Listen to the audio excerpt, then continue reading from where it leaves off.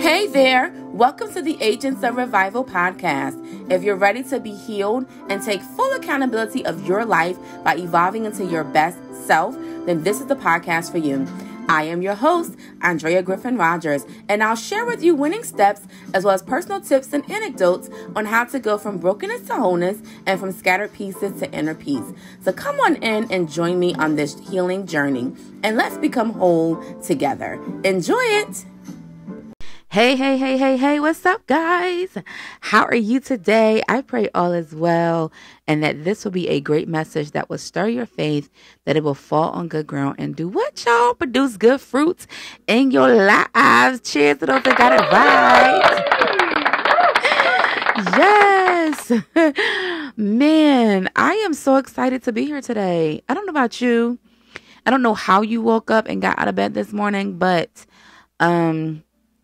I do pray that if you woke up and you didn't feel your best, that when you finish this podcast episode, that you will be in a better shape, mindset, and position than you were in. And that as you go along your day, that God will be with you every step of the way, and that He will encourage you and strengthen you and let His presence be known so that you can remember and recognize how He has gotten you through before, and He will do it again. And I'm going to say this to those that can, and that's all of us. Make it a good day. Make it a good day. I don't care if you don't have everything that you want to have. Thank God that you have what you need so you can make it a good day. And how do we do that? We do it by being intentional. See, I always talk about when we know ourselves and love ourselves and then we love others, you become intentional. That means self-control. That's a fruit of the Holy Spirit, as it says in Galatians chapter 5. You become intentional and disciplined in all things you. This is the beauty about healing. When you really heal and you address the mess of the past and you forgive and you get to that state of wholeness in Christ Jesus, needing nothing. One of the beautiful things is that you get to a point of mastery of yourself. And when we master ourselves, when we master our emotions, when we master our thinking processes, we're able to then project a healthier way onto others. Because whatever is infected in you is going to come out of you and infect others. But whatever is impacted in you, especially helpfully, is going to then impact and come out and help others. So we got to deal with us first. And so if this is your first time here, welcome. Know that I am very intentional about helping you heal, helping you address trigger areas that you may have been running away from, but also helping you to live a balanced life, because I went through the process. I went through the tough times. I went through the moments where I wasn't living a balanced life and everything was just, scattered all over the place. It was just chaos. I went through a time where I was not healed and I was running away from emotions and I was running away from facing challenges and having tough conversations. I was running away from these things, or I was bottling it all up inside, suppressing it until one day it just exploded on me in so many ways. And I couldn't run no more. I had come to the point of God's divine timing where He just literally put like a stop sign up in front of me. And it wasn't like the ones we see in, on the street where we could just, kind of walk around it. When God sends an angel basically to put a stop in front of you, there is no walking around that thing. Oh, no, baby, no. You ain't getting around that. You got to stay right here. And you have to deal with your mess. I gave this example before. I'll give it again for those that are new listeners. God gave me a vision of this one time where He showed me. This is interesting because He gave it to me at the end, well, not really at the end, but like towards the end of my healing journey process, for my Job Wilderness season, which was a very crushing time I went through in my life. I don't have time right now to dive deeply into that. If you are new, you just got to, go back in the archives, baby, and listen to the podcast. But I remember him giving me this vision, and I found that though it wasn't it wasn't given to me at the time where I thought I needed, it's still been a very good teaching tool to help others visualize it. So let me share this with you. What God showed me was all of us have seen a bank vault before. And if you've never been in a bank to see a bank vault before, then you can Google what a bank vault looks like. It's a big, strong steel door. It has locks on it and everything because it hides the most valuable things that people may have, as well as the wealth of that bank. It hides it behind that vault door. And so God showed me this beautiful golden vault in this vision. And standing in front of this golden vault that is attached to, let's say, just whiteness, like the room was white. And it's this beautiful, beautiful golden vault door. But in front of it is this very tall angel. Very tall guardian angel guarding the door. And he has when a person comes up, in this particular vision is me walking up, he literally has in his hand, he extends his hand, and in his hand manifests two things. In one hand is a golden key, and the other hand is a white robe. And the guard says, release what you have, take what's in my hand, and follow me. That's it. Now, most people will get to this gate this door, this golden door, and will feel like, well, I got 50,000 questions. And for me, I'm going to tell you, I am the queen of questions, okay? I will ask questions up to the umpteenth number. You can ask anybody that know me personally. I used to always get called that when I was younger. Like, girl, you got 50,000 questions. Yeah, that's me. Because I want to know. And so God knows that's me. And I remember wanting to ask questions at the door. And it's like, the guard is not budging. The guard is not answering your questions. The guard gave you specific instructions. Release what you have, take what's in my hands, and follow me. Basically, he's given a key and he's given a white robe. That's it. Now, to unpack that for a minute,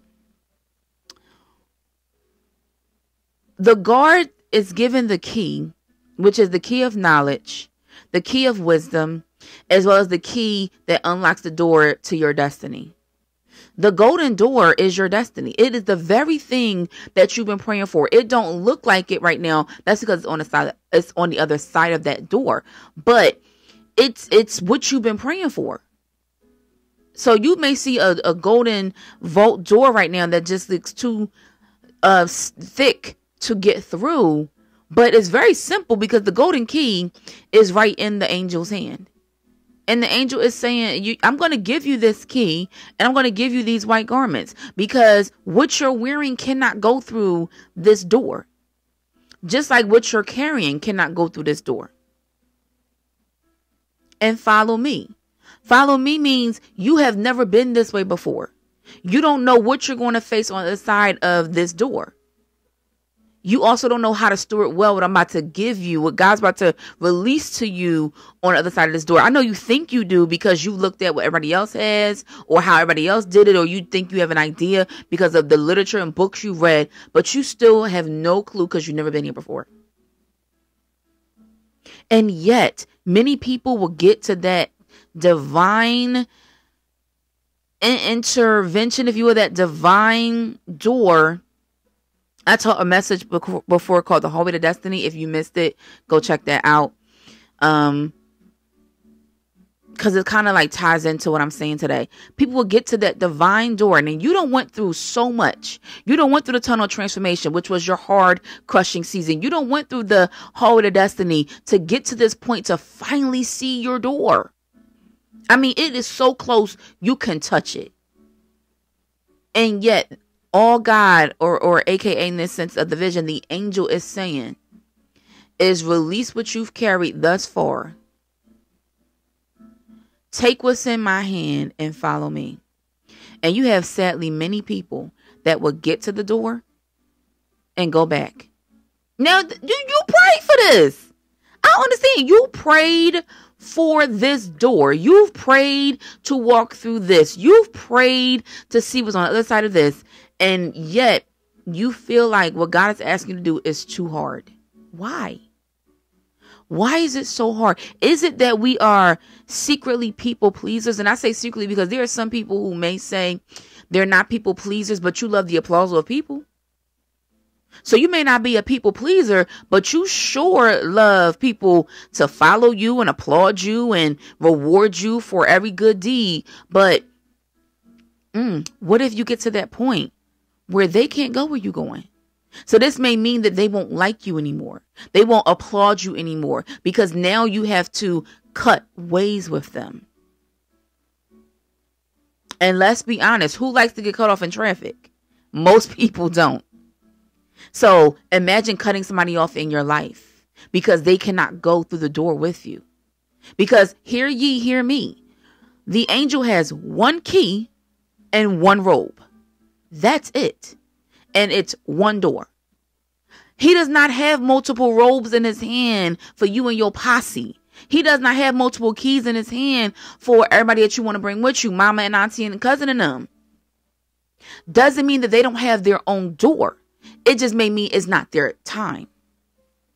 And so you got to understand when God is saying it is your divine time. That means that it is a time in heaven and earth where heaven and earth will align and God will pour out his blessings that you and I have room enough to receive. That means that it is appointed time that God created you for. Before you ever formed your mother's womb, he knew you and he set you apart for that divine time for you to see why you were born, why you had to go through what you went through, why you had to suffer the way you suffered, to see the victory on the other side. But again, you have not walked this way before. Yeah, you may have seen some other victories, because I talk about in the hallway to destiny, when you went through the tunnel transformation, to get out that tunnel meant you survived through the crushing season. So that was a victory in and of itself. But now you went through the hallway to destiny. But now in order to get through the door, it's another victory. It's another pathway that you haven't been before. And so that's also going to require you to release what you have learned this far and learn a new way, which is why the angel is saying, I have one key. And in this key is literally everything you've been praying for, but it requires you to follow me. You can't go through the door without the angel. You cannot go through the door opportunity, the door of whatever you've been praying for without God. He has to be your anchor. He has to be your driving force. He has to be the one. It's be an old song that said, Jesus, take the wheel. He got to be the one driving the car. You cannot be the one leading yourself because you don't know where you're going. And I don't care how much you put together a 5, 10, 15, 20-year plan and you may think you know where you're going. You do not know because you've never been this way before. Because God has a different vantage point than you have, because God is the Alpha and Omega, the beginning and the end, the author and the finisher of our faith. And that means our life. He knows your death date. You don't. And so God is saying today, I have a divine appointed time for your life, but it is going to require you to be willing to release some things. That may also mean releasing some people. And that may be challenging, but you got to make a decision. You done came this far. Do you really want to turn back around? You survived the tunnel transformation. You've even went through and made it through the hallway to destiny. As slow as that process seemed, you made it through that as well. And now here you are ready to go into the door. And you want to stop now? You want to quit now? No, baby, no, don't quit while you ahead. Keep going. See what God has for you. Because God doesn't just have the blessing for you. Hear ye, hear me. The blessing is not just for you. The blessing is going to bless other people as well. That may be the people that you had to leave behind that will see how God worked in your life and it will inspire them. Or it could be people that's on the other side of that door that you haven't met before. But you would never know if you stop at the door because you feel like what the angel of the Lord asked you to do is too hard. You made it through everything else. I mean, that's the interesting thing. You've made it through everything else. But yet, sadly, many people get to the finish line and then be like, you know what? I don't even feel like crossing it. You went through all them hurdles and you're not going to cross the finish line? Why? Why? Another thing that I want to point out with this divine timing that God has, we have to understand something that the Lord has been teaching me. And so I'll share it with you. Rest is a weapon. Use it well. God knows what he has for you. That means he knows the pace of grace in which he's going to set for your life, for you to attain and achieve that goal, that dream that you've been praying for. So when God is telling you to pause, be still and pause. When God is telling you to wait, be still and wait. When God is telling you to rest, be still and enjoy the resting process. Knowing that God's going to still cause everything to work together for your good. But the thing is that the rest of that scripture says, his will, according to the power that works in you. So if you are trying to achieve his will and it's his power working in you, then the best way I heard it put today was, God's will, his bill. That means that I don't have to worry about trying to cover the charges of this plan that God gave me, of this dream, this goal that I've been praying for. It's God's will, not mine. So that means that he got to foot the bill. It's God's timing, not mine. So that means that whatever I'm meant to do at whatever time I'm meant to do it by, I don't have to look at the rat race that man has that says you must do it within this day and time or by this particular age. No, I know that if God gave me this dream, this vision, this goal, this plan, this thing that's so burning in my soul like fire that I've been praying about, then that means that God has his appointed time or his divine timing that he is going to manifest it. All I have to do is move when he says move and be still when he says be still. But the biggest thing in all of that is faith. Faith comes from the substance of things hoped for, the evidence of things not seen. You have to have faith to believe that if God said he's going to do it, he's going to do it. That if God brought you to it, he's going to bring you through it. The angel of the Lord in this particular vision that I share with you isn't saying that you can't get through the other side of the door. He's just saying, take my simple instructions and follow me. He's going to walk you through the door, but you've never been here before. And so you have to be willing to give up some things. And so many people find that so hard. You want God's best for you, but you don't want to give up nothing. You know, with me, I remember God had me like, he did such a miracle in my life that he allowed me to finish and complete an assignment in record time. And so I remember when I finished that assignment, I was like, bet, great. What's next, God? And God said, wait. and that was hard for me at that time because I was running so fast that when I got to that leg of the race, it was like, what do you mean pause right now? What do you mean stop and take some water right now? What do you mean rest and be strengthened right now? Like, no, let's keep going.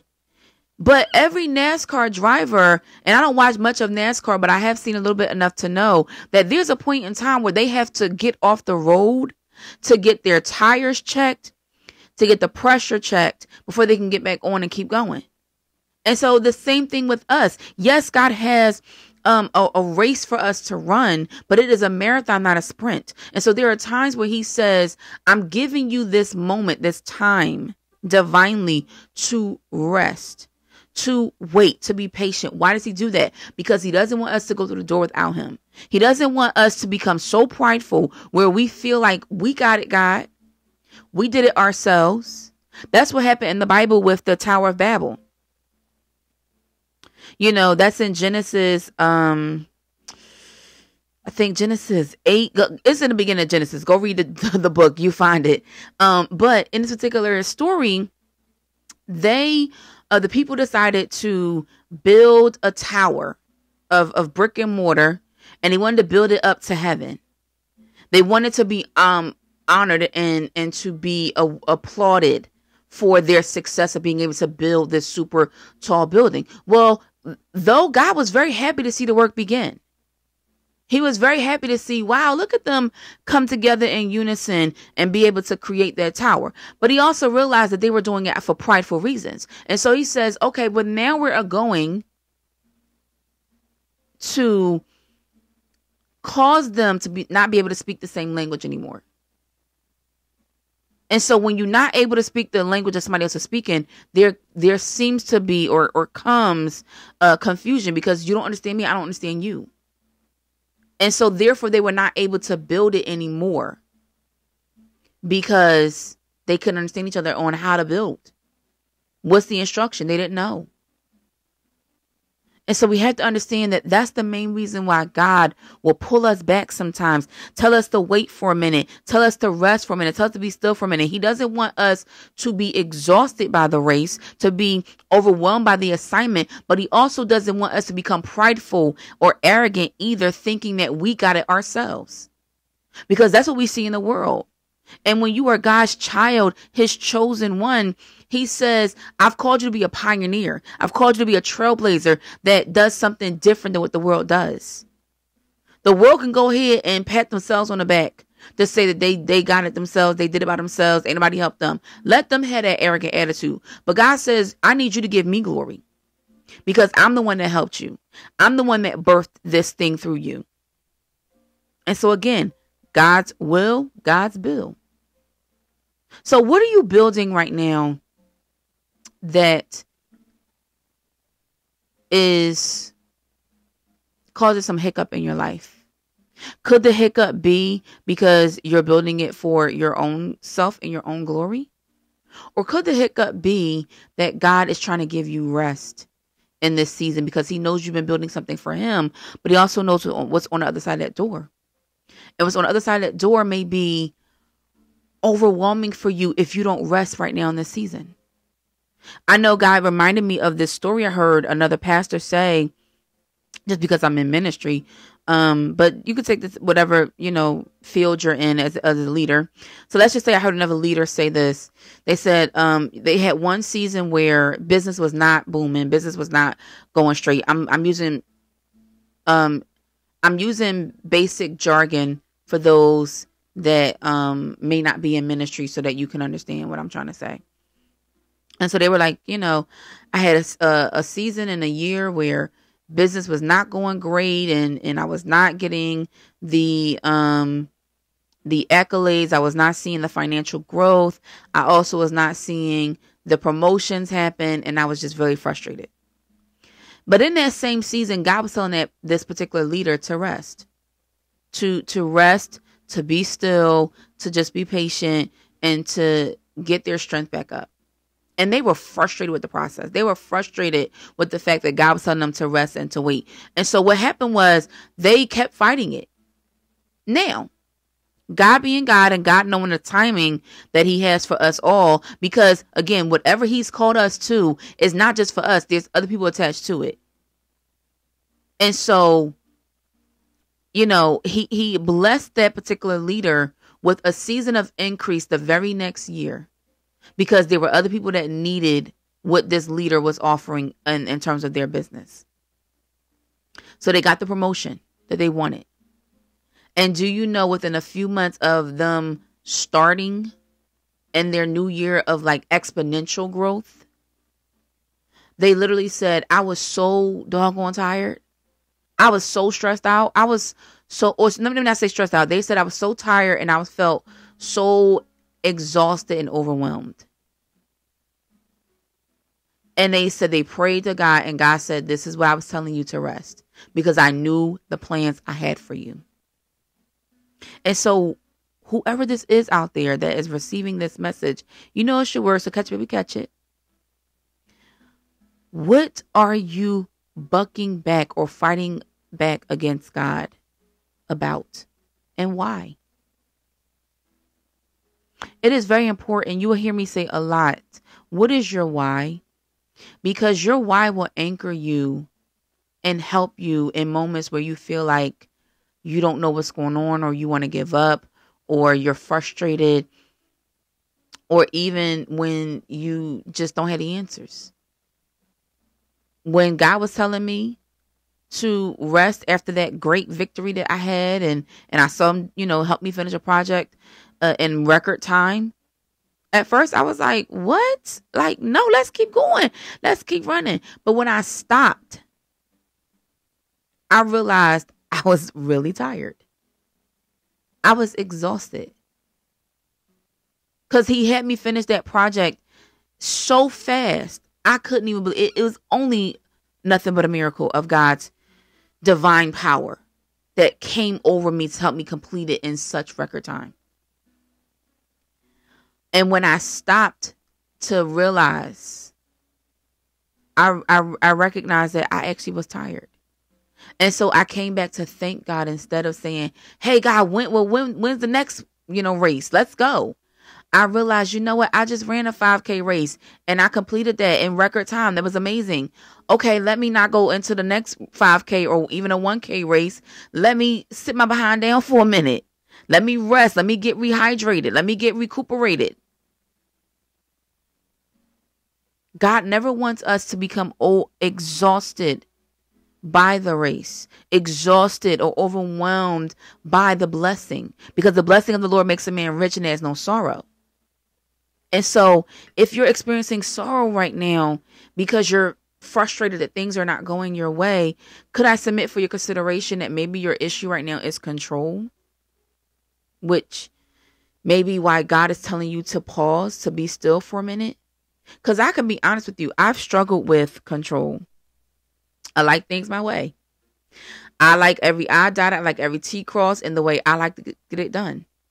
But in this season, I've had to shift and recognize that God is sending me the very help that I prayed for. He's sending me team members that are not going to do it the way I do things.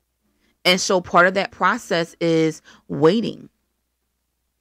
There's also a way that I may want to get it done, but then God may say, but see, I know what's up ahead. And so I know what's actually going to be more effective and impactful for generations to come. So I need you to wait a minute so that I can give you the extra strategy that you need to then put that together to implement that into the business plan. You don't know why God's telling you to wait right now. But what is so beautiful about God's divine timing is it's his timing. So that means it's going to come to pass. You do not have to worry about missing the mark, wondering if you too late for it or even too early for it. You will be right on time because it is God who has the plan and action for you.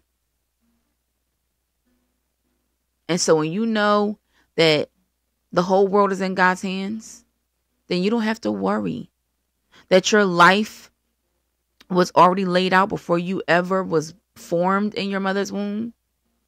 He knew the plans he had for you. He knew every mistake you would make, but he also knew every victory you would win. Then that should help you to wait very differently. That should help you to get to the golden door and be willing to listen to the guard that says, take what's in my hand. That should help you be willing to release what you've been carrying thus far, including taking off the garments you've been wearing, because they may have served you in one season, but they're not going to serve you in the next season. And you got to listen. We out of time, y'all. Man, I had so much more I want to tell y'all. But we got to go. So I will hold my next story for another time. May the Lord bless you and keep you, cause his face to shine upon you. May Lord God be gracious to you, show you his favor, and give his shalom, give his peace. Take care. Love you guys. Bye now.